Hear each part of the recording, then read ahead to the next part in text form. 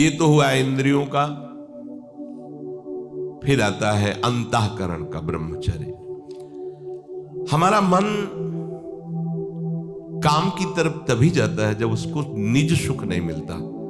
ध्यान रखना, सृष्टि में जितने भी दुर्गुण दुराचार होते हैं उनमें दो प्रधान होते हैं, एक काम भोग और एक धन, और सब छोटी मोटी बातें हैं।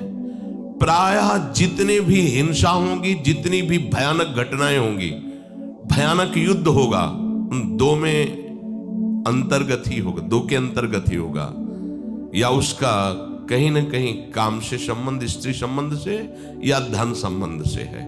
चाहे जो भी घटना हो उसको देख लेना, प्रधानता दो में ही होगा, कंचन और कामिनी। कीर्ति में कीर्तिवान तो कोई बिरले ही होते हैं, तो वो तो बहुत आगे की बातें हैं। पर प्रायः जितने भी युद्ध हैं, जितनी भी हिंसा है, जितना भी भयानक कुकृत्य है, इन दो में ही होता है। उपासक को ये बात समझनी चाहिए, मन को समझाना चाहिए, सच्ची मानी। मतलब वाणी में शब्द नहीं होता इन बातों को बताने का, यदि कहीं मन को समझाना चाहिए। देखो, अपने लोग उपासक हैं, हम जहां जहां आसक्त हो रहे हैं उसमें हमारे मन का केवल भ्रम है। शरीर के द्वारों में कहीं सुख है, घृणित द्वारों में कहीं सुख है। अगर सुख होता तो इनके भोगने के बाद हृदय कह देता कि अब कछुनाथ न चाहिए मोरे, शांत हो जाता। फिर ऐसा क्यों होता है कि उसको एक जगह तृप्ति नहीं होती? क्योंकि वहां सुख है नहीं। फिर सोचता है शायद उसमें हो, उसमें हो, उसमें हो। पूरे के पूरे युग के युग व्यतीत हो गए, कल्प के कल्प व्यतीत हो गए भोगते हुए, क्या सुख मिला? क्या स्त्री शरीर सोचता है पुरुष शरीर में सुख है, पुरुष शरीर सोचता है स्त्री शरीर में सुख है, या आदि आदि। अगर सुख होता तो पूरे ब्रह्मांड में पशु पक्षी कीड़ा मकोड़ा सब मैथुन धर्म से युक्त है, ये सब सुखी हो जाते हैं ना। जो जितना भोगा सकते उतना ही दुखी, देख लो, अशांत, क्लिष्ट, परेशान और पापाचरण युक्त। ये क्या है? मन को समझाइए। वैरागी भगवत मार्ग का पथिक मन के द्वारा ऑपरेशन करता है हर वस्तु का। ये सब,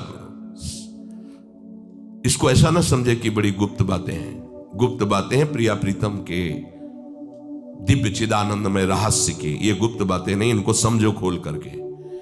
यदि आप किसी भी तरह से हस्तमैथुन आदि के द्वारा, गंदे दृश्य देख करके, गंदी क्रियाओं के द्वारा आप अपना नाश करते रहेंगे, तो ना आप इस लोक में सुखी रहेंगे ना परलोक में। मान लीजिएगा, ये बातें ना तो कही जाती हैं और ना सुनी जाती हैं और ना समझी जाती हैं। इसीलिए हमारा बहुत ही आगे की पीढ़ी जो सनातन धर्मावलंबी, जो भागवत, हर देश से महान भारत देश को क्यों कहा गया? ऐसा भी है कि अन्य देश स्वीकार किया जाता है कि वो हमसे धनी है, स्वीकार किया जाता है कि वैज्ञानिक तत्वों में भी वो हमसे आगे हैं, पर भारत को महान धर्मशाली देश कहा गया है। कोई भी किसी भी देश का धर्म गुरु हो, हमारे देश में आएगा और हमारी ऋषियों के सूत्रों से ही अपने धर्म को पुष्ट करेगा। सांप का मूल जड़ भारत धर्म का है। कहीं भी हो, कहीं भी देख लो, चाहे जिस देश का नाम लो, कहीं ना कहीं किसी भारत के ब्रह्म ऋषि की छाप लेकर के डोल रहा है। भारत भोग प्रधान देश नहीं है, भारत धर्म प्रधान देश है। यहाँ धर्म गुरुओं के द्वारा धर्म स्थापना करके चलाया जाता है। यहाँ आज जो हम समझ रहे हैं कि बाहरी परिपाटी हमारे भारत में आ जाए तो भारत आधुनिक और सर्वश्रेष्ठ देश माना जाएगा, कभी नहीं।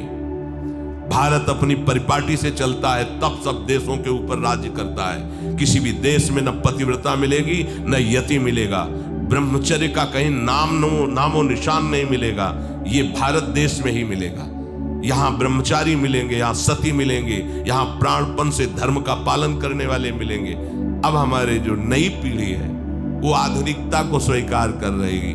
गर्लफ्रेंड, बॉयफ्रेंड, कौन सा रिलेशन है, लिव इन रिलेशन, ये हमारे कहीं किसी भी धर्म ग्रंथ में लिखा हो तो आप बता दीजिए। बाल्यावस्था से आज तक जितने भी धर्म ग्रंथों का स्वाध्याय हुआ, कहीं भी लिखा हो तो ये बोलो सर्वनाश का स्वरूप है कि नहीं है। अभी बच्चा ना तो लोक को जानता है, ना परलोक को जानता है, ना हित को जानता है, ना अहित को जानता है। अभी उसका ब्रह्मचर्य किसी काम लायक नहीं हुआ और वो उतर गया व्यभिचार में। क्या होगा उसका जीवन, क्या होगा जीवन, चाहे वो स्त्री स्वरूप में चाहे पुरुष स्वरूप में हो। क्या बिना संयम के ये पशुता के व्यवहार से किसी की ना लौकिक उन्नति होती है ना परमार्थिक उन्नति होती है। पर कौन सुनेगा।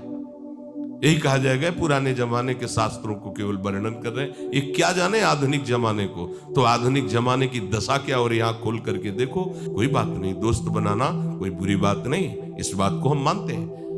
स्त्री शरीरधारी पुरुष शरीर को मित्र बना सकता है, कोई दोष नहीं। पुरुष शरीरधारी स्त्री को मित्र बना सकता है, कोई दोष नहीं। लेकिन मित्र का क्या कर्तव्य होता है।